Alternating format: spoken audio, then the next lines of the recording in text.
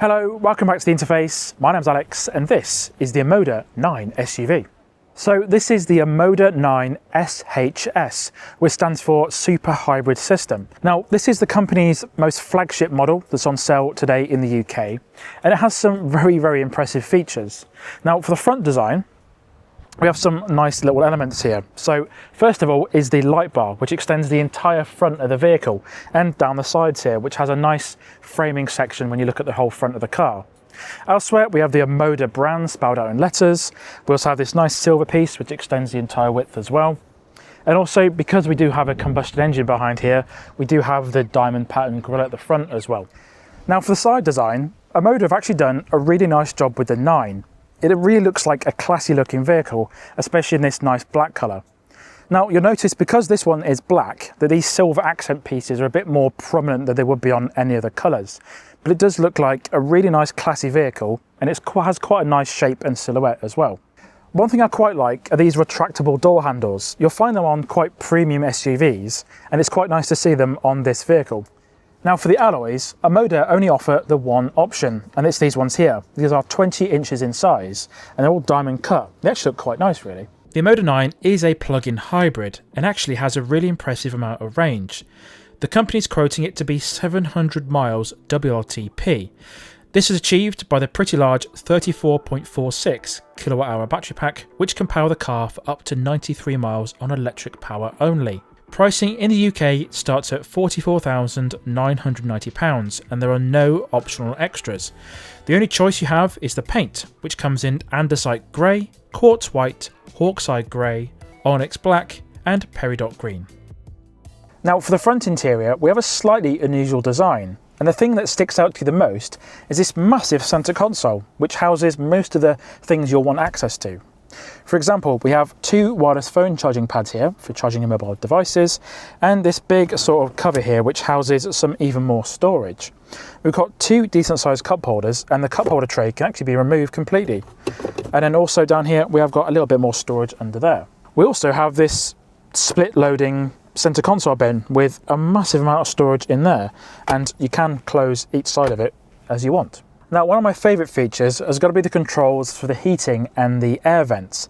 Omoda have listened to sense, and they've put actual dials in place for the heating, the temperature, the driving modes, but also the fan speed. It's so easy to use and not distracting at all. Now the thing that takes up the entire dash is this massive screen panel here.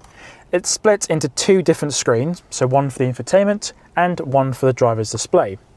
All of it is relatively easy to use. There are some little bits on the driver's display which are a little bit complicated, but I think with practice you might get used to it. I have actually got a full guide live now on the Interface Cars YouTube channel of looking at the infotainment on the Omoda 9. So link in the top right corner if you want to check that video out. Now the steering wheel is also quite nice. It's wrapped in this sort of vegan leather or plastic leather, and actually, quite surprisingly, it's electronically adjustable. So much like a Genesis or other luxury cars, you can adjust this electronically, which is really good. So in and out and up and down and all that sort of good stuff. The seats are also incredibly comfortable, but one thing I have noticed is they're not quite as wide as other cars I've sat in. Just some of the bolstering is a little bit too big, so it might be a little bit of a challenge to get that comfortable. Now to control these seats, there are some little buttons on the door here, and we also do have 3 different memory functions for different drivers that might use the car. Some window switches down here, and 2 different ways to open the door, either with a button or a fully on manual handle as well.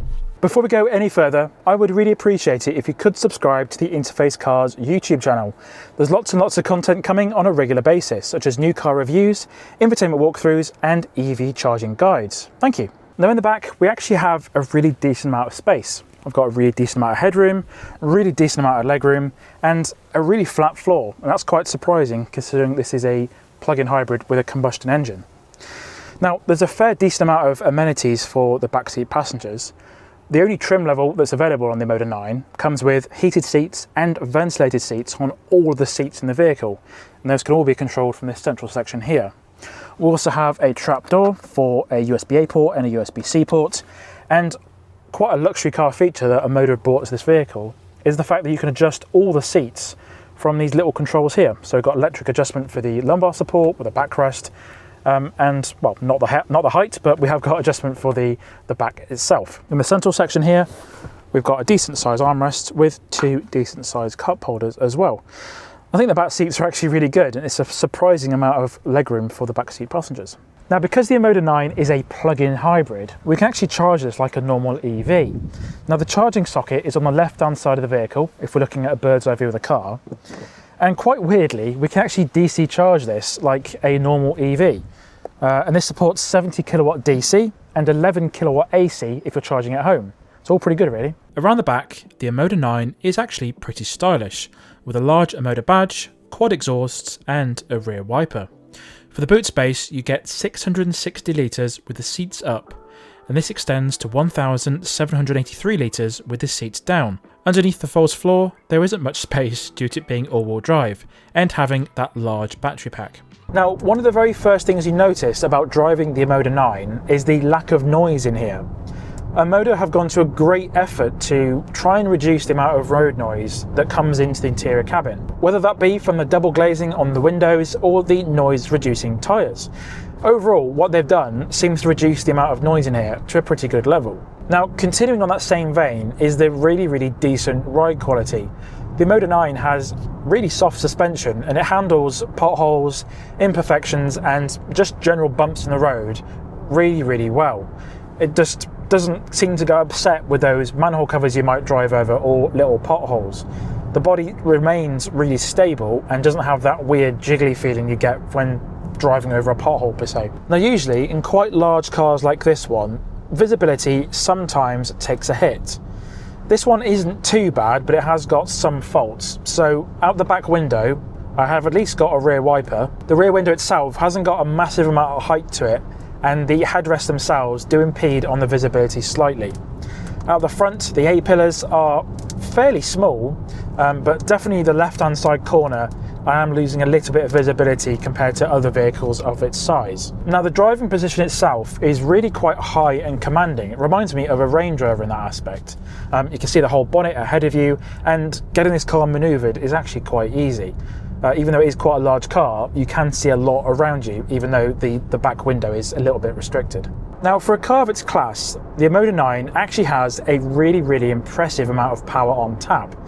It's got 449 PS, and that means 0 to 60 is handled in 4.9 seconds. Now, it's important to bear in mind that you'll only get access to that amount of power if you have the car in sport mode. Now, once you've got the car in sport mode, you can accelerate really quickly. So is using the engine and the batteries together for that massive amount of power and torque as well.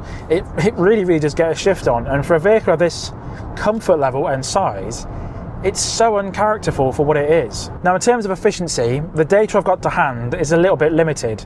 I've only really been driving the car for the last half an hour, 40 minutes, and over the last 50 kilometers, it's suggesting 46.3 mpg, and for the battery system, 4 miles per kilowatt hour. Just on my first impressions, I think that's pretty decent considering what this car is. I would need some longer term testing to get a full picture of what the car is like on a day-to-day basis.